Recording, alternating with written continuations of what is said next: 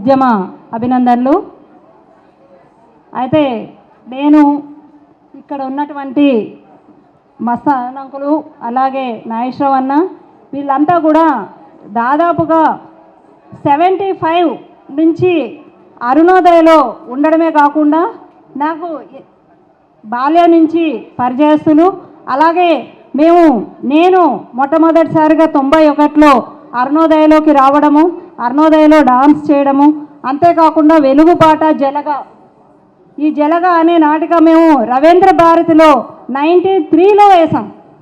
అప్పుడు నేను ఒక జడ్జి పాత్ర పోషించాను. అందులో అది మైండ్లో ఉండిపోయి జనానికి న్యాయం చేయాలంటే అడ్వకేట్ అవ్వాలని ఈరోజు నేను అడ్వకేట్గా కూడా ప్రాక్టీస్ చేస్తున్నా.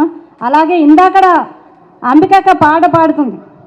ఆ రోజు సారా ఉద్యమంలో మేమందరం కాళ్ళకి చెప్పులు లేకుండా ర్యాలీలో పాటలు పాడుకుంటూ తిరిగినటువంటి అనేక సంఘటనలు ఈరోజు మా ముందున్నాయి.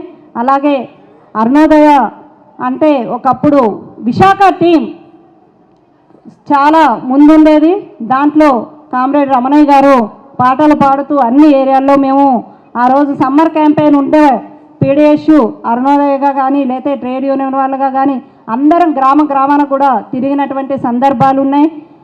ఏదైనా సరే సాహిత్యము సాంస్కృతిక విప్లవమే ముందుకి వెళ్తుంది. ఎందుకంటే మొన్న మనం సాధించుకున్నటువంటి తెలంగాణ ఉద్యమం కూడా ఆటలతోనే ఉద్యమం కదిలింది. ఎక్కడైనా సరే సాంస్కృతిక ఉద్యమం అనేది బలోపేతం అయితేనే ఆ ఉద్యమాలు ముందుకెళ్తాయి. అలాగే మేము ఆనాడు నమ్మినటువంటి అరుణోదయ సాంస్కృతిక సమైక్యలో మేమందరం భాగస్వాములయ్యి పనిచేశాము. అందరికీ